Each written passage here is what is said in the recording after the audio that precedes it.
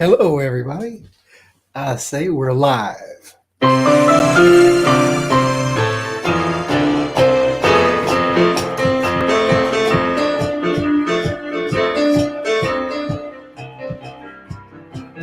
Hi, I'm Jay Skinner. This is Buyers and Sellers. Every Friday at 10:35.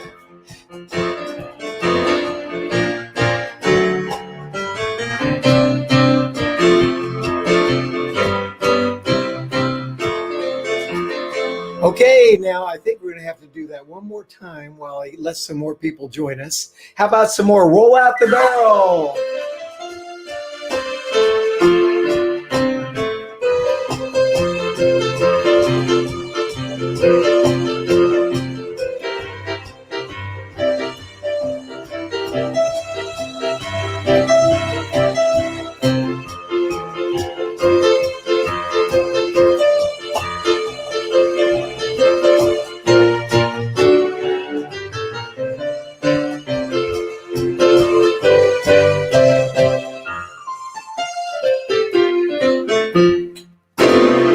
And we're live. Hi, I'm Jay Skinner, and you are with PDT Associates Buyers and Sellers Show.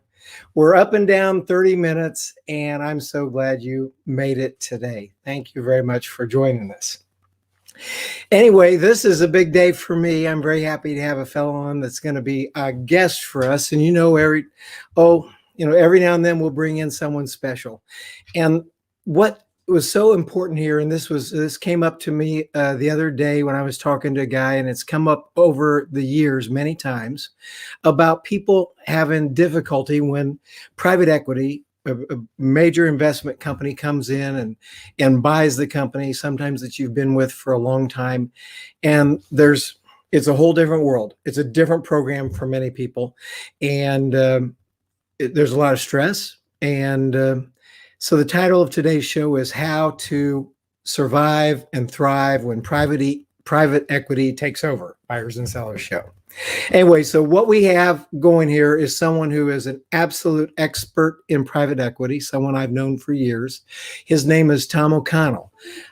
He is the retired president and CEO of Snyder Industries. And he set out many years ago to have a career in private equity. Most of it end up so he'll tell us, he says, most of us end up there by accident. He did it on purpose, and Snyder Industries was not his first gig. Tom created a very successful life for himself, which helped many other people become successful over the years as well. Tom is here to share some tips and some tricks and insight about that unfamiliar world of mergers, acquisitions that many of us have been caught up in, unaware and unprepared. So it's going to be, how do we make the best of it? So without any further ado, and that mouse broke, so here we go with this one. I want to introduce Mr. Tom O'Connell. Tom, nice to have you. Yeah, thanks a lot, Jay, for inviting me, and I appreciate living in Wisconsin, the Roll Out the Barrel tune. The Brewers baseball team plays it all the time. That was just for you. And I got to tell my people, as everybody's watching a little bit of logistics, I got a keyboard here. I mean, a screen here, a screen here, a screen here, one here, a mouse here, a microphone here, a piano here. I'm producing all this stuff, and sometimes the light goes off there, and I'm in real trouble. Anyway, Tom, there's more to you than just the professional life. And I wanted to let people know that you're also a retired and happy grandfather on the board of directors for Beyond Vision, a company that employs blind people in a manufacturing business. Also, you're on the board of Chesterton Academy of Milwaukee. It's a private high school that teaches using the Socratic method. And then you're the chairman of St. Jerome Parish Council, and you're also an active investor into small businesses. So with that, Tom, tell us a little bit about yourself and how you ended up here in life. Could you kind of a little bit about your story? Sure. From a quick background, I grew up in a small town out in western Minnesota, which my wife will tell you is the edge of the world.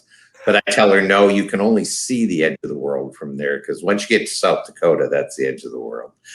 But I won an appointment to the military academy at West Point, went to West Point, graduated, spent 7 years in the Army. And then after I got out of the Army, I went to work initially as an engineer in the defense industry, worked for 2 different defense companies, and spent 17 years in the defense world working for large Fortune 500 companies. And I actually got laid off. And so I didn't quite stumble intentionally into private equity. But as a result of getting laid off, I was looking for a job. And I had a friend of mine call me up and said, hey, I got this great opportunity for you. He proceeded to describe it to me. I said, I know nothing about these products. I said, why are you telling me about this? He said, because it's in Western Minnesota, and you always talked about how great it was living there. So packed up, got the job. It was a company where I ran the North American operation of an international company that was invested and owned by a private equity firm. That was my first experience with private equity. Mm-hmm. And then what happened is when you move to a real small town and your wife has never lived in a small town, she said, I don't like this living in a small town. And then the crushing blow was the Kmart closed. She said, and now you had to drive 50 miles to go shopping. And so she said, you know, you ought to be able to run one of these private equity companies. You were running bigger outfits when you were in the defense industry. And so I started looking around and talking to people. And next thing I know, I found out about a company in Lincoln, Nebraska. My wife said, as long as there's a Target department store, I'll move to Lincoln, Nebraska. And right on. ended up in Lincoln and started as the CEO of Snyder Industries and stayed there for 15 years until I retired. Worked for 5 different private equity firms during that time period. Well, you know, I had some experience in that with Stratus. We started in 1993. In 2008, we sold to private equity. And again, it was in 2012 that you bought us. That's what brought us together. And I'm so thankful for that. One of the things I got this in 2008. I got one, I think they do. This is a tombstone. Why do they call it a tombstone? I don't know.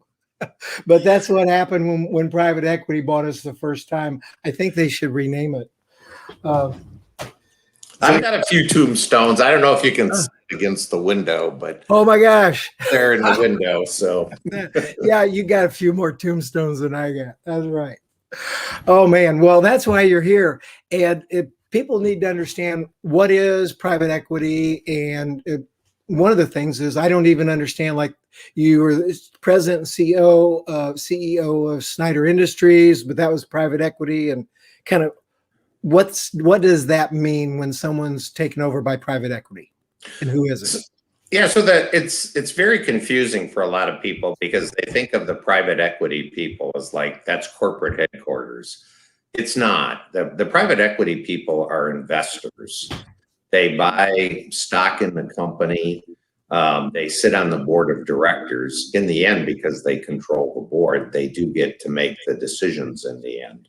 But they're really buying the management team. And when they buy it, the private equity people have people who invest money in them. They use that money and they use debt from various different institutions that provide debt. They combine the debt with their investors' capital and they go out and buy companies, and they're looking for well-run companies that can grow in size and return earnings. So it's important because they don't have enough money to buy the company outright. So they take on debt, and they're relying on the management team to generate enough cash to make the quarterly debt payment. And that's why people talk about EBITDA, because EBITDA is cash. Yeah. And I I tease my private equity friends. It's like, EBITDA. It's like the battle cry of the industry. I remember when I was doing it. I mean, when we were building Stratus, for instance, and that's my best example. Maybe we talked about EBITDA or EBIT and profitability in a bigger sense. Like every 6 months or every year, everything was great. And then all of a sudden, I'm in private equity, and they're having monthly meetings and moving the dial just by that much. So maybe in a different show someday I can talk to you about EBITDA and why that's important. But the key thing is, if you look at those letters, the E stands for earnings. And that's the difference between how much cash you bring in other words, whatever service or product you're selling, and what is the expense associated with doing that service or making that product. Mm-hmm. That results in X amount of cash. And from that, you have to pay taxes. So that uses up cash. You have to pay, you don't, let me skip over the I, which is the interest, go to depreciation and amortization. Those are accounting functions that are not directly cash related. Now, all the accountants are probably cringing that are listening to this, but I'm trying to simplify it. So that leaves you with interest, and you need to generate enough cash to pay taxes and to pay interest down on the debt that has showed up. And you've got to make that debt payment usually every quarter. And that's why it becomes, the difference from, maybe a family-owned company or a smaller company, where then they're not as worried about, they might not have any debt, or they might be using it just to fund the family lifestyle. All of a sudden, cash becomes very important because those bankers, they want their money. And, yes. And that's how they make their money. So that's what drives it. So when we talked about the overall intent when private equity buys a company is, in a nutshell, what's that about? What is they want to increase the earnings, that's E and EBITDA of the company. Now, the way you increase earnings, you can go out and sell more product or provide more services. And you can do that by coming up with, a new product. You can do it by taking market share away from your competitors. You can do it. Some people will try to do it by just cutting everything. If I cut expenses, then that doesn't work. I've never met anybody who was successful in private equity by cutting their way to success. Right. So that's what I would call the organic ways of increasing your earnings. The other way is the private equity company wants you to grow. They want you to increase their earnings. And so they can provide you with access to cash to acquire other companies, just like Stratus was acquired. Mm-hmm. When you do that acquisition, you have to go in front of the private equity investors and say, if you give me this much cash, here's what I'm going to do with it. And here's how I can make you more money.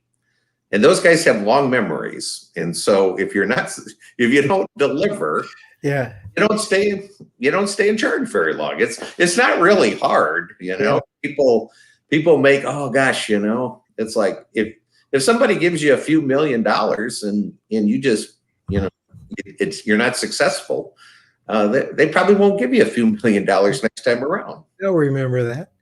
Well, now it's kind of interesting. Our audience here is a combination, and I got some notes from some big PE private equity guys that were super interested to see what we might talk about and get to know you and see you. So they're on here. And then I have some other people here that have been bought by companies, and they want to thrive and survive. And one of the reasons for our talk here is to make sure that they get some good tips and understanding about what happens. So after you've purchased a company, you come in and you tell everybody, nothing's going to change. Everybody, don't worry about that. Is that it? Well, I'll say one thing right away. I made that mistake the very first time I was involved in buying a company. Mm-hmm. And that was back in my defense business. And I had somebody walk up to me and say, Tom, that's the dumbest thing I've ever heard, because by definition, it changed. It changed. New set of owners. I mean, Yep. It's changed. And if somebody's telling you that nothing is going to change, then you could say, well, why are you my new boss then? Happened to my old boss or my old bosses if you don't. So it's a little bit disingenuous to say that. Mm-hmm. Normally also when you do your analysis on buying a company, you say, well, I can create such and such synergies. In other words, if I do 1 + 1, I'm going to get 3. In other words, because I can buy raw materials cheaper, or this will give me access to larger markets that I didn't have before. And so that's what you're trying to do. That's the objective. And people need to understand that it's not a hopeless thing. I mean, the Chinese symbol for change is both opportunity and risk. And so you've got to make a choice as to, are you going to go into this and see this as an opportunity? Or are you going to crawl in a hole and say, well, I'm not going to risk anything? But it's going to change. It may not change right away, but by definition, all of a sudden you've got a new set of people in charge. And this thing, and this is where I was talking to a guy a couple of weeks ago and really got me thinking about doing this. He's seeing people dropping like flies in his department because they're redundant within the organization. And that's part of you streamlining things when it can all be done at the home office, perhaps, like there's certain departments. But it's still, for those redundant positions, it's not always hopeless. I remember we had one guy at Stratus that ended up in Lincoln. I mean, so what is kind of the advice to people that are a little worried about that consolidation? Well, generally, the people that, recognize right away they're redundant. If you're buying a company and you're the CFO of the company that's being bought, you're probably not going to hang around because the buying company already has a CFO or a team manager or a vice president of HR. And generally, in those types of positions, you've got a certain amount of leverage because the acquiring company doesn't want you to leave right away. They want a smooth transition. And if you work well with that smooth transition, then, it can be expected that, you'll get a good reference. But you've got to accept the fact that if you're in a redundant position like that, it's probably going to go away. On the other hand, private equity companies invest or allow the company they own to invest and purchase another company. As I mentioned, you're not going to cut your way to success. And so the majority of the employees, if you're not one of the managers, we want you to stay on. The last thing we want to do is buy a company, for example, that has 100 employees and have 60 of them walk out the door. Yeah, right. That's not going to be effective. How are you going to get the work done that you just acquired? Yeah. And so that there is hope. I like that. And when we're talking about it, the nice thing is you and I have a history here, and I was successful, I would say, with private equity because I was in it in 2008, continued in 2012, and finally I quit. Didn't get fired. Praise the Lord for that. To go do something I thought might be better in 2018, but it was a great experience, and I did survive and thrive. When you first bought Stratus, we found ourselves in Germany together. What about that? What was that all about? Well, everybody has a different leadership style. And my approach was when we bought Stratus, we didn't know anything about the pallet business, not at all. And so, and I'm the kind of person, I like to go experience it. So yeah, I remember we traveled throughout Wisconsin and visited, cardboard printing plants and ended up in Germany at a major printing show because the pallets were used by the printing machines. And I also remember you leading me in the booth For like 30 minutes, I was the only guy in the booth. I didn't know anything about pallets. That I know you just like these cost and was like, I don't that know. was great. They didn't Yeah, know, we did say that was an okay, there you interesting go, Tom. conversation. We'll be back. And then it's like I remember you saying while we were tearing down the booth, I probably left during the tear down too, and you were trying to pack it up. It's like want to be sure you got the full experience. And you said once this kind of like undercover boss. It was that was well, I wasn't pretending I wasn't the CEO at the time. But it is good to, you know, to go out in the marketplace and see what your customers want. That's great. Just to kind of time wise, always be it's 10:55 here in Indiana. We try to shut it down by 11:05. So this is like the 10-minute warning. So I remember when we were sitting there, and I'm trying to get to know you, and I'd been there at Stratus for a while, and you were my new CEO, and it was very fun to have you there. We were sitting back there, had lunch together, and we were looking at each other and talking, and I'm being Jay, friendly guy and everything like that. And you looked right at me and you said, Jay, you got to know, I am not your friend. It's like, I don't know. Maybe I looked back and said, oh, okay, well, I'm not yours either. I don't know. But what was that about? Well, the fact of the matter is, and I know people are going to roll their eyes when I say it, but when you're the CEO, it's a lonely position. Mm-hmm. You really can't establish close friendships with the people that you work with because someday that person may not perform and you may be in a situation where you have to let that person go.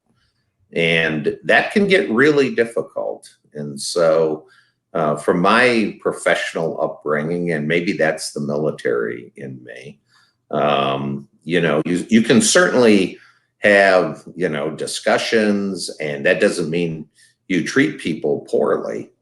But I've never had what I would call a close friendship with people that worked for me.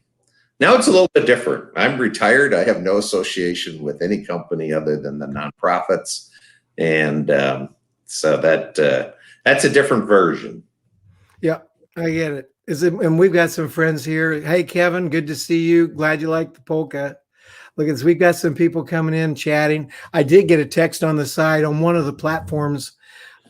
Someone's here and they're trying to comment. It's not going through. That just be through StreamYard, so I can't help that. But thank you, those of you that are on the platforms, whether it's LinkedIn or YouTube or Twitter or anywhere on Facebook. If you're trying to chat in and it's not working, you know, send us an email. Good to see you, Ron. Hey, Kevin. There you go. That would be great. Born in Milwaukee. And Kevin wants to connect. And I can tell you Tom's on LinkedIn. And then here's a question from Ron Goodwin. Do you think privately held companies can take a longer view? If we're talking about private equity owned companies, it depends on what that firm's investment thesis is. There are some private equity investment firms that their thesis is to hold a company for 10, 12, maybe 15 years or longer. That's unusual. Generally, a private equity firm is looking to hold a company between 4 and 6 years. Mm-hmm. Remember, they have to pay back to their investors. They have to show them a return. And the investors that are giving the money to the private equity firms understand that there's going to be a longer term investment, meaning 4 to 6 years. But you're going to go 10, 15 years. There are some firms that do that, but generally that's not the approach that's used here in the U.S. And here's Ron's. He's got a follow up. In your experience, do private equity generally find synergies by combining or split off assets by breaking up? I don't. Do you know what? So we've done it both ways. Mm-hmm. I've been involved in acquisitions where we looked totally for synergies and kept everything. We've also been involved where we've done acquisitions where there were parts of the company that we really wanted because of the synergies. There were other parts that just didn't fit with us. And so but the seller wanted to sell the combined entity. So we did buy the entire entity and then sold off at a later time the part that we didn't want. So here's our last question, then we're going to do our wrap up. What's your opinion on a publicly traded company going private? Pros and cons. It'll get back into what their funding sources are. Definitely by going private, the reporting requirements generally are not as stringent or restrictive than if you're a publicly traded company. That's generally the biggest piece that they get to talk about. Also, they don't have to publicly disclose as much about the internal workings of their business. Those are the two things that I would say most. Okay, great. So we're down to 5 minutes, and I'm such a big guy on time because I don't want anybody ever get on the show and think they've been sucked in for an hour or two by accident. So that's why I'm big on the time. Tom, you and I could go down a lot of different rabbit holes, couldn't we? Oh, yeah. A lot of fun, a lot of good information. Yeah. So we promised the people how to thrive and survive when private equity takes over, and there's a kind of top 3 things that we can do about that. And number 1, talk to us about your top 3. And this applies, play to your strengths. This applies no matter whether, whoever owns you. But if you're really good at selling, stick with selling. I'm a terrible writer. I'm an engineer. If anybody's ever read my emails, and thank goodness for spell check, Me too. I'm not very good at all in writing. And so I generally look to find people that, are good writers and surround me with people like that. So play to your strengths. That's what I would say is number 1.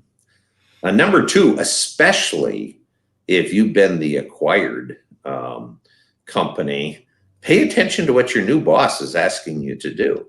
And keep in mind, I said I've worked for 5 different private equity firms in my career. They were all different.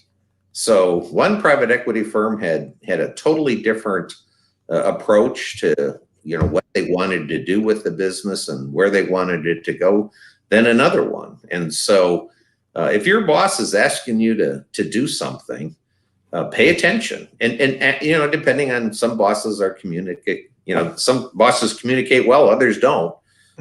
But if they're asking for something specific, like if they want a weekly report, give them the weekly report, because that's either how they measure you, or maybe somebody up higher is demanding it. But pay attention to what they're saying. And then lastly, and this is an old Army thing, but communicate up, down, and all around. Be proactive. So, with email and texting and cell phones, make sure your boss knows what you're going to do. Make sure the people that work for you know what you're going to do. Even if you don't have anybody working for you, make sure the people that you interface with know what you're going to do. So, if you're the engineer and you're coming up with a great new product, but you never tell manufacturing about it, that isn't going to do you any good when it comes time to build it. That happens all the time. Or you come up with this great new product and we're going to launch it, and somebody forgot to tell purchasing. Well, we got to go buy parts to put into that. So make sure to communicate all around, and that's a great way of making sure that your boss knows what you're up to and everybody else. So everyone, I just want you to know that Tom, albeit retired, but you saw the things that he's doing still. So that's like a very busy retired. And he's available if you'd like to connect with Tom. There's his email, rangercab78@gmail.com. And he's happy to get your email and respond. I want to thank everyone here. And Tom, thank you very much for joining us. This has been great. You gave us 3 things to really get a hold of that we can do to be successful. And I know they're exactly true because it worked for me. It's worked for others, and you've been doing it for a lot of years. So thank you. Any parting words, anything you want to say before I play us out?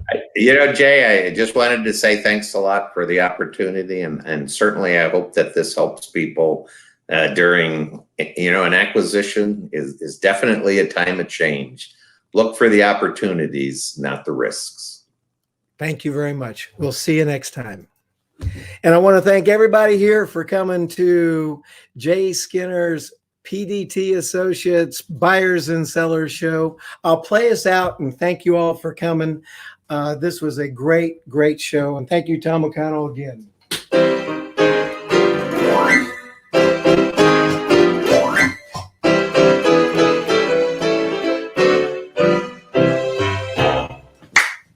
See you next time. Thanks for coming.